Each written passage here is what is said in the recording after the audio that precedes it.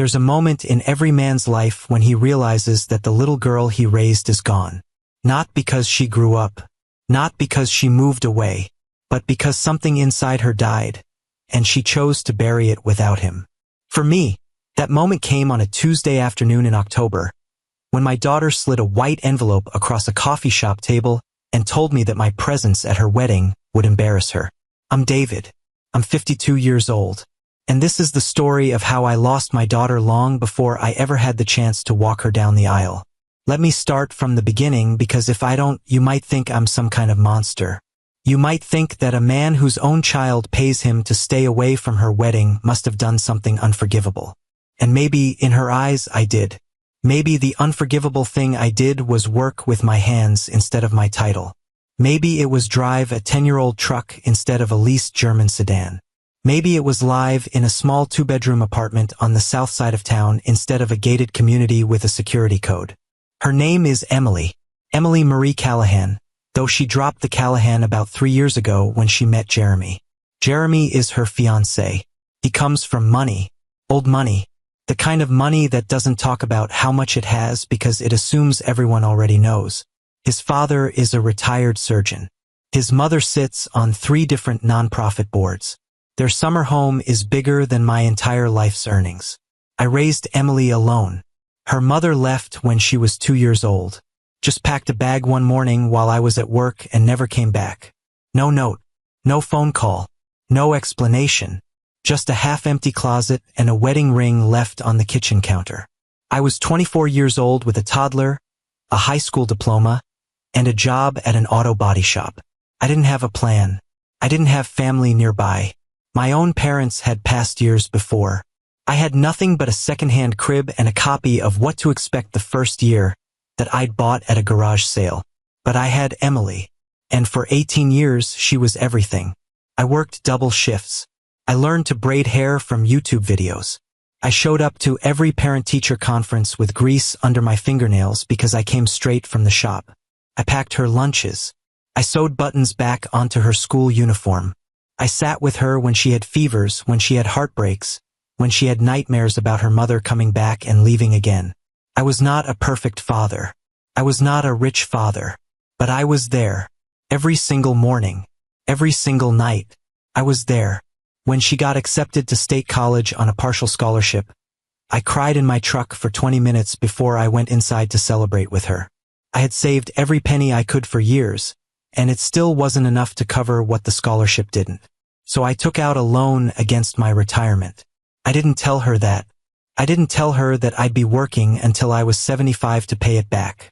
I just smiled and told her I was proud of her. College changed her. It's supposed to, right? Kids are supposed to grow, to broaden their horizons, to meet people who show them a different world. I told myself that's all it was. The new clothes, the different way of speaking, the way she started to pull away from conversations about the neighborhood, about the shop, about the simple life we'd built together. I told myself it was normal. I told myself she was just becoming her own person. But somewhere in those 4 years, she also became someone else's version of what a daughter should be. And that version didn't have room for a father who smelled like motor oil and lived in a zip code most people pretended didn't exist. She met Jeremy in her junior year. He was in law school. His family had a lake house. They took ski trips to Colorado. He proposed on a rooftop overlooking the city with a diamond that probably cost more than my truck, my apartment, and my life savings combined. When she called to tell me, I could hear the champagne in her voice. I could hear the new world she'd stepped into. And for a moment, I felt something cold move through my chest. Not jealousy, not resentment, just a quiet, certain fear that I was about to be erased. The engagement lasted 14 months. In that time, I met Jeremy exactly 3 times. First time was at a dinner he took us to, a place where the waiter had an accent and the menu didn't have prices. I wore the only suit I own, the one I bought for my best friend's funeral 6 years ago. Jeremy was polite, distantly polite, the way you're polite to a cashier or a taxi driver. He asked about my work, nodded without listening, and spent the rest of the meal talking to Emily about a gala they were attending the following weekend. I sat there like a piece of furniture. An old, worn piece of furniture they hadn't gotten around to replacing yet. Second time was at Emily's apartment. I had driven 2 hours to bring her a birthday gift. Nothing fancy, just a photo album I'd made of her childhood. Pictures from her first day of kindergarten, her 5th grade science fair, her high school graduation. I'd spent weeks on it, cutting and arranging and labeling each photo by hand because I'm not good with computers and I wanted it to feel personal. When I got there, Jeremy was on the couch. He looked at the album like it was something that had washed up on shore. He said, "That's sweet," in a tone that made the word sweet sound like an insult. Third time was the worst. It was supposed to be a casual dinner at their place. Just the 3 of us. But when I arrived, there were other people there. Friends of Jeremy's. Couples in designer clothes who talked about stock options and vacation homes and the difficulty of finding good help. I stood in the corner with a glass of wine I didn't want, and I watched my daughter move through that room like she had been born in it. She laughed at jokes I didn't understand. She touched elbows and shoulders like a politician. And when she passed by me, she didn't stop. She didn't even slow down. She just said, "Hey, Dad," and kept walking. I left early. She didn't notice. The wedding planning started about 8 months before the date. I wasn't involved in much of it, which I understood. Weddings are complicated. There are caterers and florists and seating charts. I didn't know anything about any of that, but I kept waiting for her to ask me something. Anything. Even just, "Dad, what color tie should Jeremy wear?" Something to make me feel like I was part of it. Something to make me feel like I wasn't just a biological footnote in the story of her new life. That call never came. Instead, I got a text message. A text message. "Dad, can we meet for coffee on Tuesday? There's something I need to discuss with you." I knew. I don't know how I knew, but I knew. There was something about the formality of it. The way she didn't say "I love you" at the end. The way she didn't call it a chat or a catch-up. She said "discuss." Like I was a business associate. Like I was someone she needed to manage. That Tuesday, I showed up 15 minutes early. I ordered a black coffee and sat at a table by the window. I watched people walk by outside. Young couples holding hands. A mother pushing a stroller. An old man feeding pigeons on a bench. I thought about all the Tuesdays I had spent in my life. Most of them at the shop. Some of them at the hospital when Emily was sick. None of them had ever felt like this.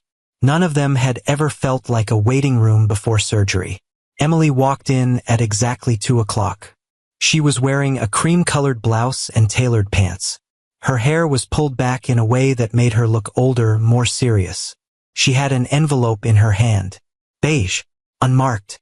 She sat down across from me without hugging me. Without kissing my cheek. Without even saying hello, really. She just placed the envelope on the table between us and started talking. "Dad," she said, "I need to be honest with you about something, and I need you to listen before you react." I nodded. I didn't trust my voice yet. She took a breath. She looked at the envelope, then at me, then back at the envelope. And then she said the words that I will carry with me to my grave. Jeremy's family is very traditional. They have expectations. And the wedding is going to be, it's going to be full of important people. People from his father's firm. People from the country club. People who matter for our future. I waited. I knew what was coming, but I needed to hear her say it. "The thing is, Dad," she continued, and now her voice was softer, almost pitying, which somehow made it worse. "You don't really fit with that crowd, and I'm not saying that to be cruel. I'm saying it because it's true. You work with your hands. You live in a small apartment. You drive an old truck. And I love you for all of that, I do. But at the wedding, I need everything to be perfect. I need every single detail to reflect the life that Jeremy and I are building together." She pushed the envelope toward me. "There's $10,000 in there," she said. "It's from us. From Jeremy and me.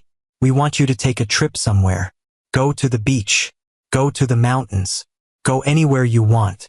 Just don't come to the wedding." I didn't speak. Couldn't. "It's not that I don't want you there," she added quickly, as if that made it better. "It's that I don't want you there the way you are. And I know that sounds terrible. I know that. But I've worked too hard to build this life, Dad. I've worked too hard to leave everything behind. And I can't have someone showing up to my wedding in a rented suit who doesn't know which fork to use. I can't have people whispering. I can't have Jeremy's mother making comments. She reached across the table and put her hand on mine. Her touch was cold. Or maybe mine was. I don't know. Please don't hate me for this, she said. Please just take the money and go. For me. For my happiness. I looked at her for a long time. I looked at this woman who had once been a little girl who held my finger while she fell asleep. Who had once drawn me pictures with crayon and told me I was the best daddy in the whole world. Who had once cried on my shoulder because a boy at school said her shoes were old. And I tried to find her somewhere in the face that was looking back at me. I tried to find the Emily who used to run to the door when I came home from work, who used to wrap her arms around my legs and refuse to let go. I tried and I couldn't. So I did something that surprised us both. I picked up the envelope. I put it in my jacket pocket. And I said, "Okay." Emily blinked. "Okay. Okay." I said again. "If that's what you want. If that's what makes you happy. Then okay." She smiled. She actually smiled. Like a weight had been lifted off her shoulders. Like she had just cleared the final hurdle on the way to her perfect day. She stood up, leaned over, and kissed my cheek. It was a quick kiss. Practiced kiss. The kind of kiss you give someone when you're already thinking about your next appointment. "Thank you, Dad," she said. "You won't regret this. I promise." Then she walked out of the coffee shop and disappeared into the afternoon sun. I sat there for another hour. My coffee went cold. The waitress asked if I wanted a refill. I said no. I just sat there, staring at the spot where my daughter had been sitting, playing her words over and over in my head like a song I couldn't turn off. "You don't really fit with that crowd. I can't have someone showing up to my wedding in a rented suit. Please just take the money and go." I drove home that night in silence. No radio, no podcasts, no phone calls. Just the sound of the road and the sound of my own breathing and the sound of $10,000 in my jacket pocket. $10,000. That's what my daughter thought I was worth. That's what she thought it would cost to keep me away from the most important day of her life. When I got to my apartment, I didn't turn on the lights. I walked to my bedroom, took off my shoes, and lay down on top of the covers. I stared at the ceiling. I thought about calling someone. My brother, maybe, or my old friend Louis from the shop. But what would I say? "Hey, my daughter just paid me not to come to her wedding." There's no response to that. There's no comfort for that. There's just the slow, grinding realization that you have been replaced. The wedding was 2 weeks away. 2 weeks to decide what to do. 2 weeks to figure out how to live with a wound that hadn't even started to bleed yet. I didn't sleep that night, or the next night, or the night after that. I went to work. I fixed cars. I came home. I ate frozen dinners. I watched television without seeing it. I was a ghost in my own life, haunting rooms I'd lived in for 20 years. And then, 6 days before the wedding, I got a phone call that changed everything. It was late, almost 11 o'clock. I was sitting in my recliner, staring at a blank wall, when my phone buzzed. I didn't recognize the number. I almost didn't answer, but something made me pick up. "Hello," I said. "Mr. Callahan?" The voice on the other end was young, nervous, male. "Yeah, this is Jeremy. Emily's Jeremy." My heart stopped. Not figuratively. I literally felt something seize in my chest. Jeremy had never called me. Never. Not once in the entire time he'd been with my daughter. Our interactions had been limited to those 3 meetings and a few obligatory text messages on Father's Day. For him to call me at 11 o'clock at night, 6 days before his wedding. Something was wrong. "Is Emily okay?" I asked, because no matter what she'd done, no matter how much she'd hurt me, she was still my daughter. And that instinct doesn't die just because someone breaks your heart. There was a pause. A long one. When Jeremy spoke again, his voice was different. Thinner. Shakier. Like he was trying not to cry. "Can I come over?" he asked. I'm in my car." I'm not far from your place. I need to talk to someone. And I don't know who else to call. I didn't say yes right away. I wanted to, but there was a part of me that was still angry, still hurt, still holding on to the image of my daughter sliding that envelope across the table. A part of me that wanted to say, "Why would you call me? I'm just the mechanic who doesn't fit with your crowd." But I didn't say that, because I heard something in his voice. Something real. Something raw. Something that sounded a lot like the way I'd been feeling for the past week. "Yeah," I said. "Come over. I'll leave the porch light on." He arrived 20 minutes later. I watched from my window as his car pulled up to the curb. It was a nice car. A black BMW. The kind of car that didn't belong on my street. But it was him. I could see him sitting in the driver's seat, both hands on the steering wheel, staring straight ahead. He sat there for almost a full minute, just sitting, just staring, like he was trying to gather the courage to get out. Then he opened the door. He stepped out onto the sidewalk, and he looked up at my apartment, at the flickering porch light, at the chipped paint on the doorframe, at the window where I was standing watching him, and that's when he started crying. I don't mean he shed a few tears. I mean he fell apart. His shoulders shook. His face crumpled. He covered his mouth with his hand like he was trying to hold the sound in, but it came out anyway. A broken, gasping sob that carried across the quiet street and went right through my chest. I opened the door before he even reached it. I stood in the doorway, and he looked at me with red, swollen eyes, and he said something I will never forget.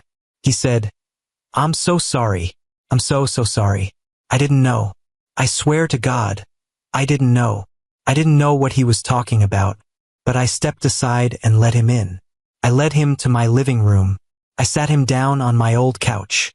I handed him a glass of water that he didn't drink. And I waited. Took him a long time to calm down. He kept apologizing, kept saying he was sorry over and over again like a prayer. I didn't push him. I didn't ask questions. I just sat in my recliner and let him cry, because I've been a father for 32 years, and one thing I've learned is that sometimes people don't need you to fix anything. Sometimes they just need you to be there while they fall apart. Finally, when his breathing slowed and his hands stopped trembling, he looked at me, really looked at me. For the first time since I'd met him, he looked at me like I was a person instead of a problem. "She told me you weren't coming," he said. "Emily, she told me you decided not to attend the wedding. She said you were embarrassed to be around our friends. She said you felt out of place and that you'd rather take a trip than sit through a fancy ceremony." I opened my mouth to respond, but he kept going. "And I believed her," he said. "Why wouldn't I believe her? She's my fiancé. I love her. I trusted her. But tonight I was going through some paperwork in her office. Wedding stuff, vendor contracts and seating charts and all that. And I found something." He reached into his jacket pocket and pulled out a folded piece of paper. His hand was shaking as he handed it to me. "I found a copy of the check," he said. "A cashier's check for $10,000. Made out to you, with a note attached that said, 'Payment for non-attendance.'" I took the paper from him. I didn't need to read it. I already knew what it said. But I looked at it anyway. I looked at my daughter's handwriting. At the cold, clinical way she had documented our transaction. At the way she had reduced 32 years of fatherhood to a line item in her wedding budget. "I confronted her," Jeremy continued, his voice cracking. "I asked her what it meant, and she tried to lie at first. She said it was a gift. She said you needed the money, but I kept pushing. And eventually, she told me the truth." He wiped his eyes with the back of his hand. "She told me she paid you to stay away. She told me she didn't want you at the wedding because you weren't successful enough, because you didn't fit in, because your presence would embarrass her in front of my family and our guests." He stopped. He looked down at his hands. When he spoke again, his voice was barely a whisper. "Mr. Callahan, my father is a surgeon. My mother sits on boards. I grew up in a house where success was measured in square footage and stock portfolios. And I have spent my entire adult life trying to escape that, trying to be different, trying to care about things that matter more than money and status. He looked up at me. Tears were streaming down his face again, but he didn't try to hide them this time. When I met Emily, she told me her father was a mechanic. She said it with shame in her voice, and I didn't understand why. I still don't understand why. You raised her alone. You worked double shifts. You gave up everything so she could have a better life. And she was ashamed of you? He shook his head slowly, like he was trying to process something his brain couldn't quite accept. I've been thinking about my own father a lot lately, Jeremy said. About how he never came to my baseball games. About how he worked late every night of my childhood. About how he missed my graduation because he had a board meeting. About how the only times he told me he loved me were at funerals and weddings. And even then it sounded like he was reading from a script. He reached out and put his hand on my knee. It was an awkward gesture. Hesitant, but sincere. You showed up, Mr. Callahan. You showed up every single day. And my fiancé paid you to stay away from her wedding. Do you understand how insane that is? Do you understand how backwards? I didn't say anything. Couldn't. My throat was too tight. My chest was too full. I just sat there, holding the paper with my daughter's handwriting, feeling something shift inside me that I couldn't quite name. I called off the wedding, Jeremy said. I looked at him, really looked at him. His face was pale. His eyes were swollen. But there was something else there. Something resolute. Something that looked like the beginning of courage. I called it off tonight, he repeated. I told her I couldn't marry someone who treated their own father like that. I told her that if she could do this to you, she could do it to anyone. To me, to our future children, to anyone who didn't fit into her perfect picture. He stood up. He walked to the window and looked out at the street, at his car, at the dark houses of a neighborhood he'd never bothered to visit before tonight. She didn't take it well, he said quietly. She said I was throwing everything away. She said I was choosing you over her. She said I didn't understand what I was doing. He turned back to face me. And maybe I don't, he said. Maybe I'm making the biggest mistake of my life. But I couldn't stand in that church, Mr. Callahan. I couldn't say, I do to someone who looked at you and saw a liability instead of a father. I couldn't build a life with someone who thought love had a dress code. He walked back to the couch and sat down heavily, like his legs had given out. I'm sorry, he said again. I'm sorry I didn't see it sooner. I'm sorry I believed her when she said you didn't want to come. I'm sorry I let her make you feel like you weren't good enough. I sat in my recliner for a long time after that. The clock on the wall ticked. The refrigerator hummed. Somewhere outside, a dog barked. And I thought about everything. About Emily. About her mother. About the envelope. About the $10,000 still sitting in my jacket pocket in the bedroom. About this young man sitting on my couch, crying over a family that wasn't even his. And then, for the first time in over a week, I felt something other than pain. I felt something other than shame.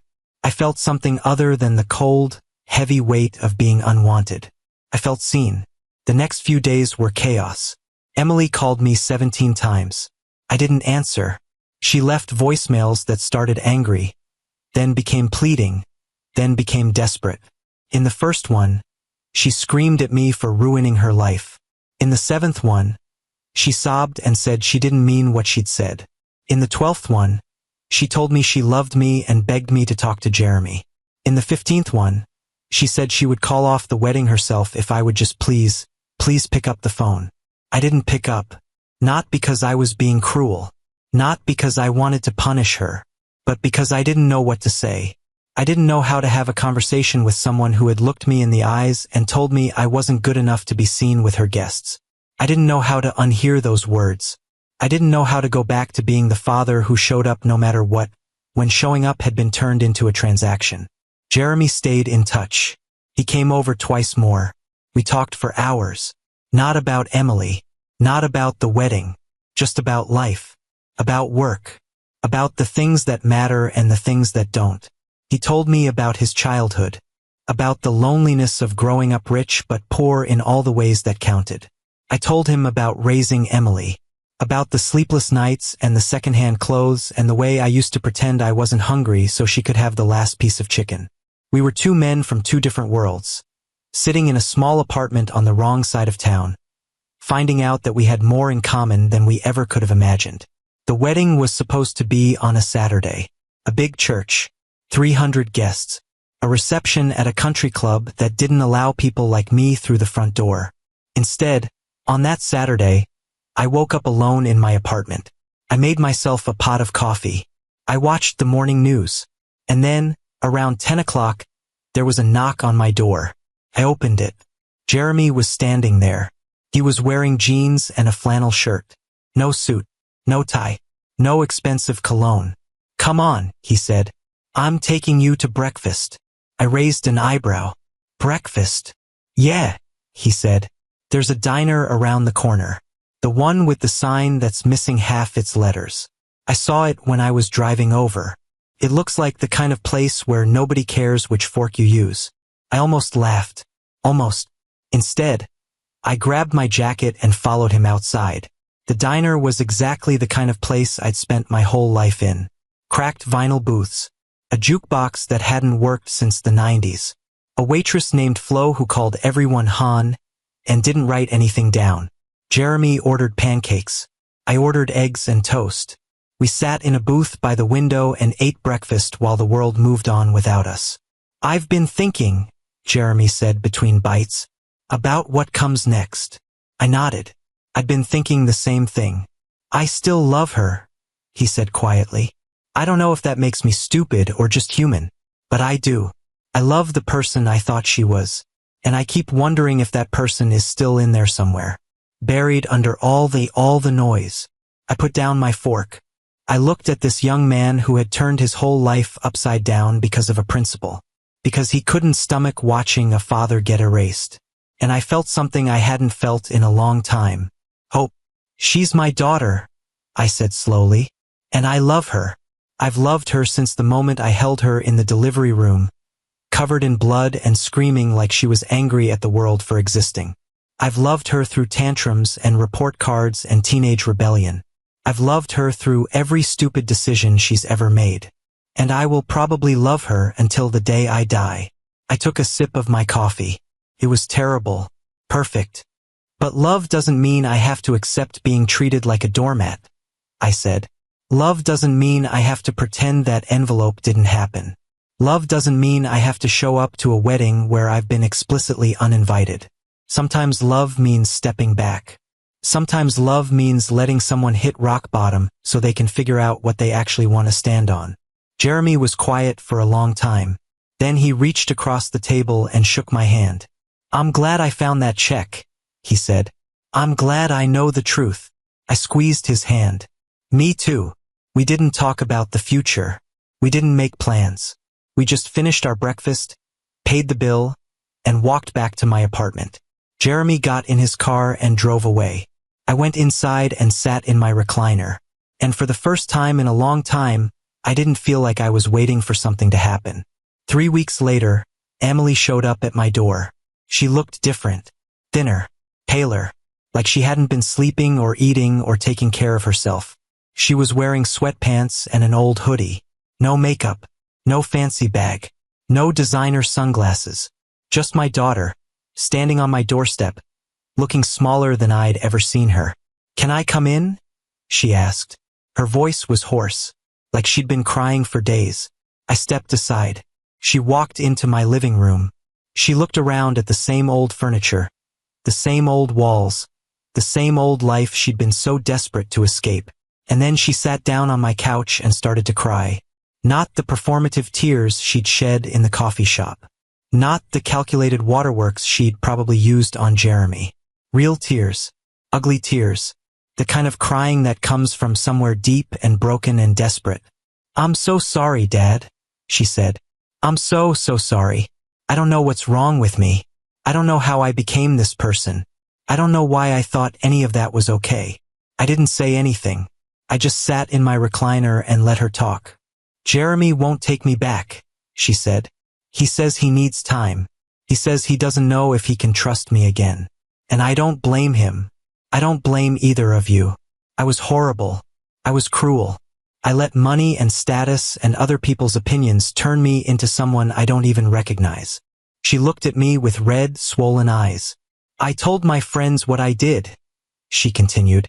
I told them about the envelope, about the $10,000, about the things I said to you. And do you know what they said? They said it was smart. They said you would have been an embarrassment. They said I was just being practical. She wiped her nose with her sleeve. And that's when I realized that I had surrounded myself with the wrong people, that I had spent 4 years building a life based on everything that doesn't matter, that I had traded my father for a seat at a table where nobody actually wanted me to sit. She stood up. She walked over to my recliner and knelt down in front of me. She took my hands in hers. They were cold, trembling. I'm not asking you to forgive me, she said. Not yet. I know I don't deserve it. I know I have to earn it. But I am asking you to let me try. I'm asking you to let me be your daughter again. Not the daughter who's embarrassed of you. Not the daughter who cares about which fork to use. Just your daughter.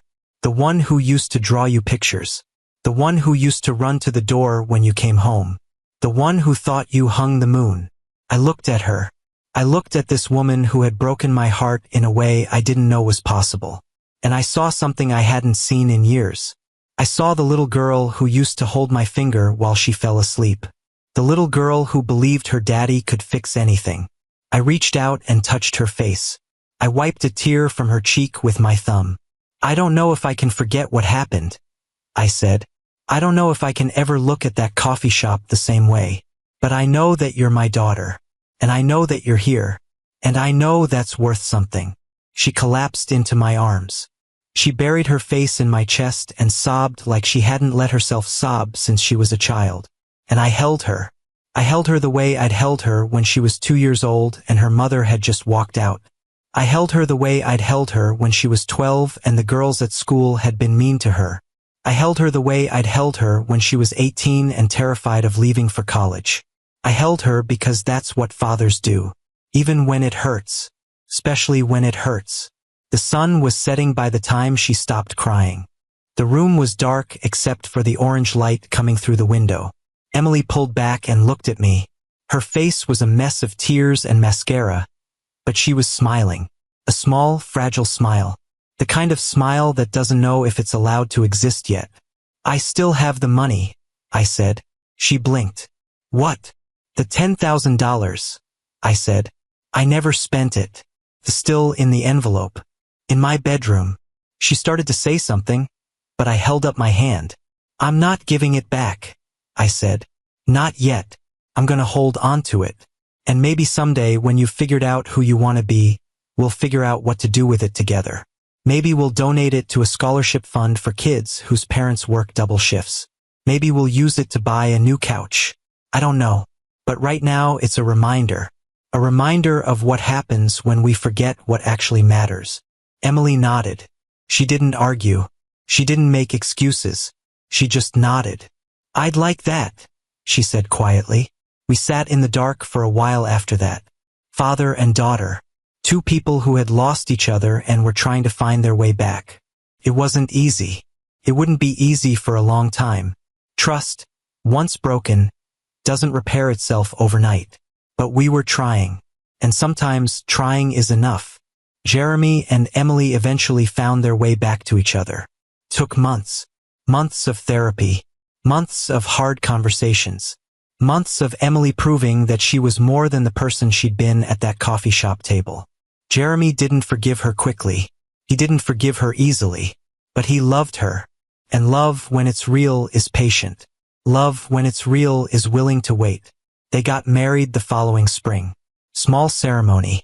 Backyard of Jeremy's parents' house. 50 guests. No country club.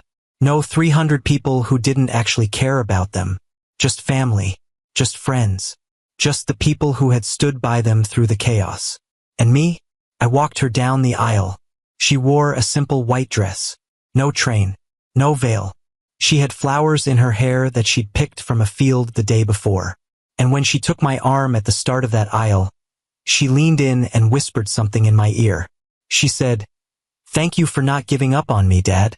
Thank you for showing me that love isn't about what you have. It's about who you show up for. I didn't cry. I told myself I wouldn't cry. But when she looked at me with those eyes, those same eyes that had looked at me from a hospital bassinet 33 years ago, I felt the tears come anyway. I'll always show up for you, kiddo, I said. Even when you don't want me to. She laughed. It was a real laugh. The kind of laugh I hadn't heard from her in years. We walked down that aisle together. Jeremy was waiting at the end. He smiled when he saw us. Not his polite smile. Not his distant smile. A real one. The kind of smile that reaches the eyes. He shook my hand before Emily reached him. He held it for a moment longer than necessary. Thank you, he said quietly. For everything. I nodded. I let go of Emily's arm. I watched her take her place beside the man she loved. And I sat down in the front row, next to Jeremy's parents, who had welcomed me into their home like I'd always belonged there. The ceremony was short. The reception was simple. There was barbecue instead of filet mignon. There was a playlist instead of a DJ. There were mismatched chairs and mason jars and fairy lights strung between trees.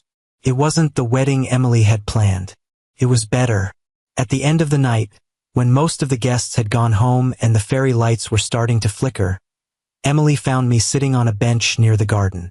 She sat down next to me and leaned her head on my shoulder. I'm glad you were here, she said. I'm glad you didn't take that trip. I put my arm around her. I thought about the envelope, about the $10,000, about the coffee shop, about the look on her face when she told me I wasn't successful enough to be seen with her guests. I thought about all of it, and then I let it go. There's nowhere else I would have been, I said, and I meant it. The envelope is still in my bedroom. I never spent the money. I never will. It sits in my nightstand drawer, tucked between an old Bible and a photograph of Emily on her first day of kindergarten. Sometimes, late at night, I take it out and hold it in my hands. Not because I'm angry anymore, not because I'm holding a grudge, but because I need to remind myself of what almost happened, of how close I came to losing my daughter forever, of how a $10,000 check almost cost me something that no amount of money could ever buy. Emily doesn't know I still have it. Maybe someday I'll tell her. Maybe someday we'll laugh about it. Or maybe we won't. Maybe some things are too heavy to turn into jokes. But here's what I've learned. Here's what I want you to take away from this story.